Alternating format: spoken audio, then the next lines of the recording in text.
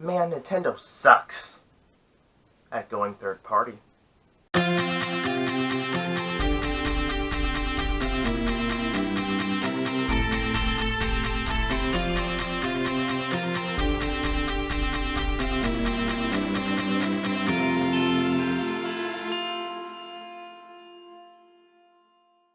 Hey everyone, how's it going? iamxeracon here with another video, and this is a very interesting, well, before I even get into the topic and everything, I want to say that this is something that I wanted to do, well, no, I'm even going right into the topic, never mind that. Before I get into the topic, I just want to say that I was trying to get this video done before, but unfortunately, my computer wasn't working properly and stuff. I wasn't able to get my camera to work with the camera app on the computer, and then also trying to get the mic to work as well. That was a pain. So nothing was working the way I wanted it to. So I just have to work with for right now I'm just using the basic camera until I can get things situated with that and resolved. In case you're wondering, this is Dragon Ball Z Budokai 2. Background, the GameCube version. But now let's get into the actual topic of today. And that is Nintendo fanboys, and me, I guess, ranting about them. Now, you could be saying, wait a second, aren't you a Nintendo fanboy, Xeracon? I mean, after all, you just mentioned that this is the GameCube version. You talk mostly about Nintendo on your channel, and stuff like that. So, what makes you one who's able to actually talk about fanboyism when, that's what you talk about? And you actually do have a point, that is what I mostly talk about on the channel because, I'm primarily a Nintendo gamer. They're my primary console of choice and whatnot. However, I do actually, believe it or not, actually game on other things outside of Nintendo. For example, the fact that I do have a PS1. Now, granted, this was a gift that was given to me by a friend a couple years ago, but I do have this, and starting last fall, I started gaming on PC. I started, doing some Steam stuff and whatnot. But Nintendo is where it's at for me. Now, I will say this though, quick disclaimer, I was a Nintendo fanboy in the past. Yes, it's quite true. I advocated for Nintendo all the time. I would always talk about, well, I mean, not always talk about, but, I didn't necessarily want any other consoles or anything like that. Partially because, that's sort of like what I was mostly unknown, because I started playing on Super Nintendo at a relative's house. Then I got a Nintendo 64, then later I played, even though I played PS1 and PS2, someone had a GameCube, played their GameCube, played Smash Brothers Melee on there, and that's a big reason as to why I sort of gravitated towards Nintendo. I feel like if my cousins had a Genesis instead of a Super Nintendo, things might have been different. I don't know. But that's the situation there. So, it even went as far as, me saying that, when I was younger and stuff, I was, made a promise, I would never own a non-Nintendo, platform or anything like that. And I can say, though, that I have actually kept my promise pretty well. Well, no, I said I would never own a Nintendo console in my life, a non-Nintendo console. And I have kept that promise well, and you could say, well, you have a PlayStation, so your promise is moot. Wrong, sir, wrong. Or ma'am. Because, unless you have never heard of it, Nintendo was going to work with Sony to make a CD-based console called the Nintendo PlayStation. They dropped out the deal and worked with Philips and made the CDI. We know how that turned out. If you haven't heard of it, that's the point. But they were going to make a Nintendo PlayStation. So, in an alternate universe, this would have been the Nintendo PlayStation. Now, that would have said Nintendo instead of Sony there. But because the Nintendo PlayStation, I can actually say that I haven't broken my promise. And also, I said console. A PC is not a console. Therefore, it counts as not being a non-Nintendo console. So I have kept my promise due to these loopholes. Yay on me. But yeah, so I have nothing against other consoles. I'm just gonna put that out there. I have nothing against Sony or Microsoft or PC, of course. But I've been gaming on that recently, so I shouldn't have anything against that. But yeah, so, but, wow, I'm getting off track. I'm talking about Fanboys. Okay, so yeah, so that's just my credentials, I guess you could say, regarding Nintendo and where I stand with that. Now, also in regards, I guess this is something that sort of happened later on, I guess near the end of me being a fanboy, is when I sort of began to actually criticize Nintendo, because that's when they started doing changes and started to do different things, thinking outside the box, which, okay. For example, when the Nintendo Wii came around, I didn't like it at all, because I believed in traditional controls. I believed in just sitting around and having... Wow, I'm pulling this thing out again. I should get something different. Oh wow, this is stuff. Oh no, cables are messy. This is, of course, the SNES Classic controller. But I believed in traditional controls. Sitting down, playing a game with a controller in my hand. Not swinging things around at a TV screen. I didn't like that. So I didn't want that. In fact, when I got my GameCube, it was in that era. It was in the Wii 360, 360 PS3 era. That was like, I bought perhaps one of the last, well, I didn't buy it, but I received the last Nintendo GameCube as a Christmas gift for my parents and whatnot. And they sort of asked me like what I wanted, and I wanted the GameCube because I remember playing it at my friends' houses and stuff, and had good times there. In fact, Budokai 2 was also one of the games that I played, and I enjoyed that. And so, and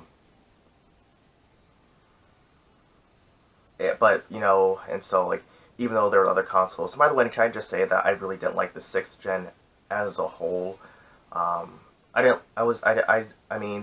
Back at that time, the only games I actually liked were Smash Brothers Brawl and the Arkham games, and that's actually about it. I wasn't a fan of that gen at all, to be honest.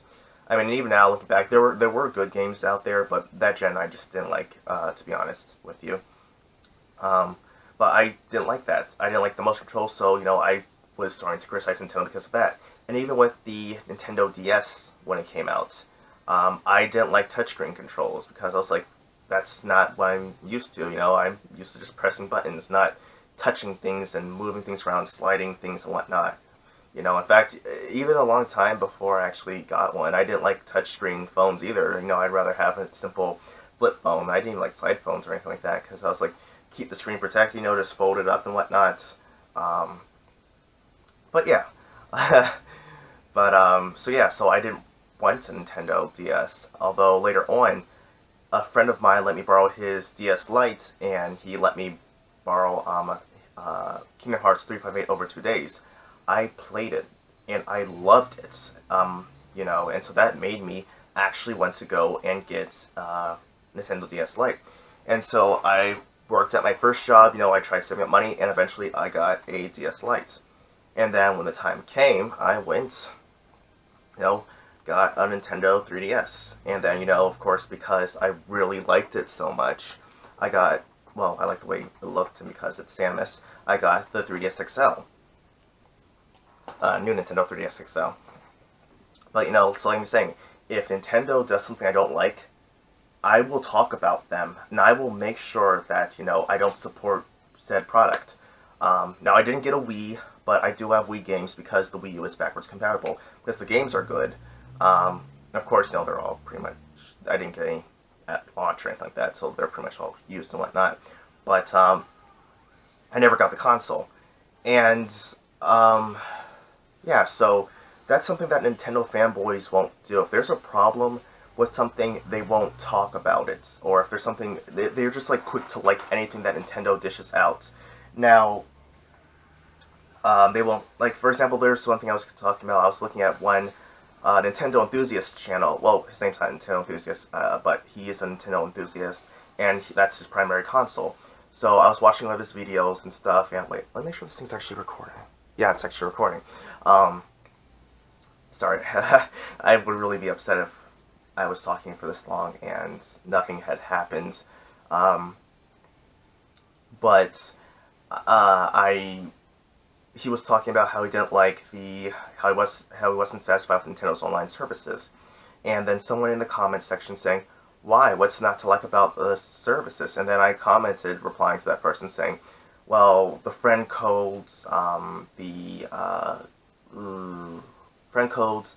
the voice chats, how that's set up,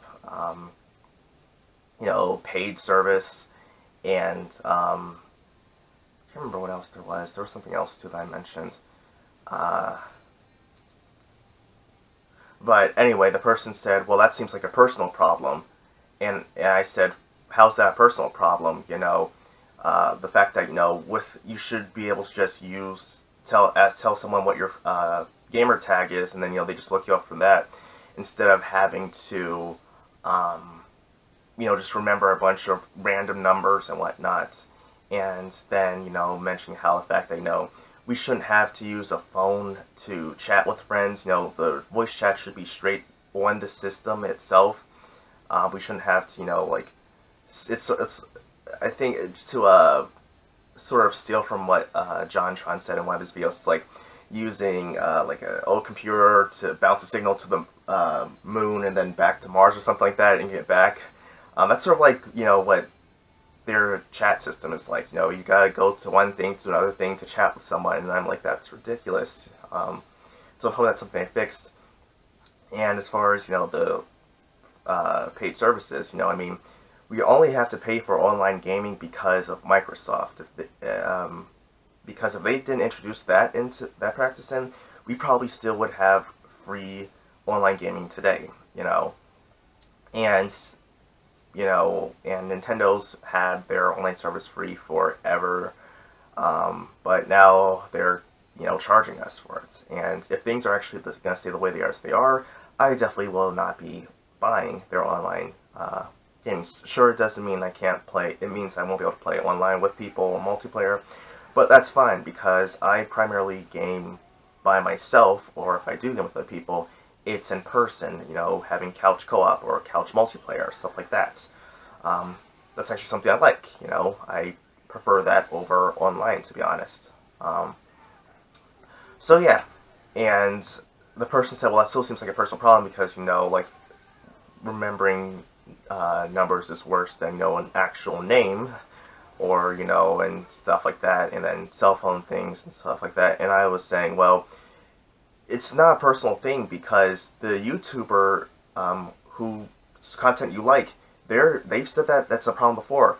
Other YouTubers, especially those who like Nintendo, have said that's a problem. The things that I've addressed, people have said it's a problem. It's not a personal problem. And the person said, well, it's still a personal problem for you. And I'm like, if anything, you're the one with who's the personal about it, because you're the one who's saying that it's fine, yeah, the way it is. And I was just, like, frustrated with them because they really couldn't grasp the situation, the fact that it's sort of like, I mean, as far as people who have vocally addressed it, they're the ones who are actually in the minority here. It's not a personal thing. Other people have said this is a problem and whatnot.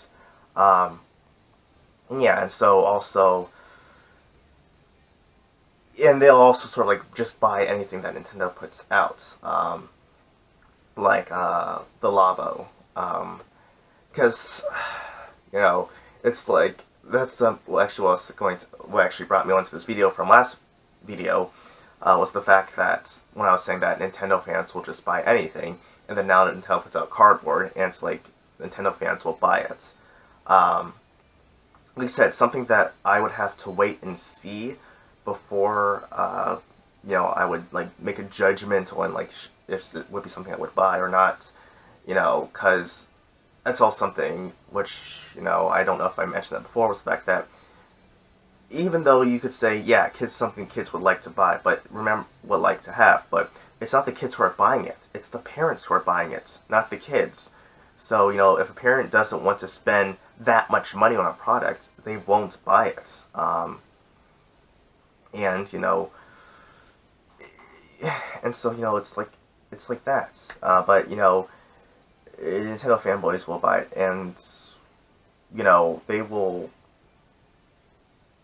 it's like they'll settle for less. Now, granted, I'm not necessarily one to please, because, yes, I understand Nintendo is ever since Wii, they've been heavily underpowered compared to their competitors.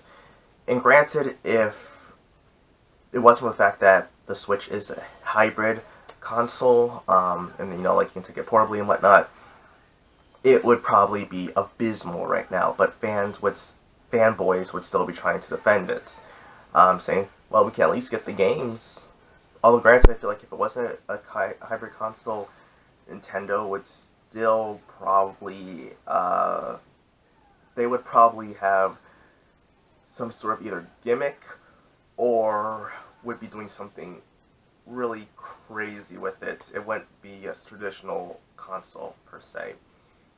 So, fortunately for that, although fanboys would still buy it anyway, yeah.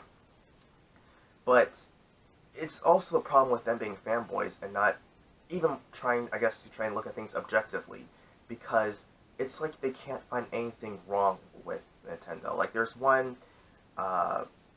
YouTuber who I watch from time to time. He's pretty much a Nintendo fanboy, and like I've never heard him judge anything that the Switch has done and saying that everything's either doing well or everything's great. Nothing has been pretty much mediocre or something like that, or if it is, it's because of, I guess, outside developers and whatnot, and nothing that has to do with the Switch. And granted, I do believe that some bad things that have happened, like WWE 2K18, that was a poor optimized port, and it. To be honest, I think it hasn't even done well on the other consoles or platforms as well. So it's just a bad game overall. But if a game is getting a bad port, I mean, if a game is just bad, on the other hand, well, I mean, of course there was Troll and I, but I mean, like, say we got like oh, what's a good example? Like, say we got an Other M. Oh no, I want something that's like directly made by Nintendo. Say we got another sort of like Color Splash on the Switch. Fanboys would defend that. I don't mean like as far as a port of the Color Splash, but an actual game that like turned out the way Color Splash did. That fanboys would defend that. In fact, there was a couple things I don't know how I found this person, but someone just made a comment on one video on something I saw, and so I was just curious, so I checked out their channel and whatnot, and they were actually defending Star Fox Zero and Federation Force, and saying stuff like, we should be grateful for Federation Force for Samus Returns. I'm thinking to myself, no way we should be grateful for that game. That's garbage. I mean, that's a mockery to the Metroid series as a whole. And some people are saying like stuff like, yeah, well, it's a good game with its own merits and whatnot, and that might be true, but you do not slap the name Metroid Prime on that and expect it to do well. I mean, that's like saying, okay, so say you had Halo, and Halo 3, you had all those games and whatnot, they're good games. So you had Halo 4, a game that wasn't actually as well as the other games, and Halo 4 is like representing Other M. And so say then years pass and whatnot, and you've gone without a Halo game, and fans want a new Halo. And so then for the next special big anniversary of Halo, Microsoft has a new game. And what is it? It's pretty much a colorful bright, cheerful, chibi, no, not chibi, because, they're Microsoft, they're American, bobblehead, a bobblehead version of characters who are not Master Chief. Um, yeah, you don't even play as Master Chief. And in fact, you actually go and you are as like normal, I guess, like soldiers, but you're not even the ones who wear Spartan armor. You're just like the people in these special, like, I guess, gray uniforms and whatnot. You're one of them, and then you, so then you play as them, but your bobblehead form, and then the final boss is Master Chief, but not even Master Chief. It's his floating helmet, but you still have to shoot Master Chief for his special anniversary. Isn't that a slap in the face? Yeah, exactly what we got for Federation Force. We got to shoot Samus in her weakest form possible, the Morph Ball, for her special anniversary. You're killing the character on her anniversary. And you're trying to say, like, oh yeah, well, it's actually a good game. Hurt dirt. And then, saying the fact that, people were very, too, what's what I'm looking for? They were too angry at Star Fox Zero, and the outrage was something that was oh, I can't even remember what the words were, but basically it was, people shouldn't have been so harsh on Star Fox Zero. Now, I believe that Star Fox Zero got the criticism it deserved, because I was, like many other people, I was very excited about Star Fox Zero. It's going to be a nice HD Star Fox 64, it would have been very fun. I heavily anticipated the game. I look forward to playing that game, and, it was even made by Platinum Games, Platinum's, good at making games, so I had that game pre-ordered because Nintendo is actually one of the few people you can actually pre-order from, and 99% of the time, the pre-order will be worth it. I don't necessarily pre-order from other third parties unless it's like a special edition or collector's edition, something like that, or yeah, something like that. So I had that pre-order. It came in the mail. I was super hyped about that. I played through it for like about 20 minutes, and I was so angry at it that I didn't even want to play the game again. Because I really didn't like the controls. The controls, which are what many people have said, are the worst part of the game. And, if it had traditional controls, I would have been fine with it. I probably would have really loved the game. Because I don't think I got off the first stage, and I was sick of it. I didn't want to play it anymore. And then out of curiosity, I was like, well, let's see if there's any multiplayer, because it would probably still might be a good multiplayer game worth playing. There's no multiplayer. Star Fox 64, a game which had multiplayer in it, so you have good dogfights with your friends, had no multiplayer whatsoever. And Nintendo, who's pretty much had a good, consistent multiplayer aspect in their games, or games that feature multiplayer. I mean, Zelda doesn't have multiplayer unless it's like specific scenarios or whatever. But they've tried to stay with multiplayer and make it fun. I was completely flabbergasted and baffled as to why they didn't have multiplayer in Star Fox Zero, because that would have been so much fun. But that I was still defending it, and it's hard, I guess you could say. I mean, I don't necessarily care about what other people say regarding me, because if I'm having fun at the end of the day, that's fine. I guess these people are having fun, so it doesn't matter to them either. But because of fanboys, no one's going to take Nintendo fans seriously, because they see Nintendo fan, automatically think of the fanboy, and so someone says like, yeah, I like to play on Nintendo. So it's like, oh, because you like colorful graphics and and kitty stuff and whatever. And I guess part of it could be Nintendo, because they've sort of had that family and oriented presentation and whatnot. And I don't blame Nintendo for that. That's completely fine with me, because we have got good games. I think it was the Wii that sort of really went towards family friendly, and that's sort of like where it sort of fell off. I mean, I know there were games like Mad World and No More Heroes that were more mature and whatnot, but I think the GameCube was, I guess, the last best third party. I know that there were games that didn't go over to the GameCube that were on other consoles, and I know that the GameCube didn't sell that well, but I still believe that it was a good console that received good support and whatnot. And so it's until the Wii was was the same thing. Wii U started to try to turn around, but it didn't, and it ultimately failed. But the Switch is fortunately keeping everything together and whatnot. But it's still that problem that it's like it's hard. So it's like yeah, it's like you tell someone you like Nintendo and stuff, and they're like, oh, so you don't like real games or gaming and whatnot, and like I said, it doesn't affect me because I don't play with other people necessarily. I like just single player games and whatnot, but it just gets annoying and whatnot, especially when you're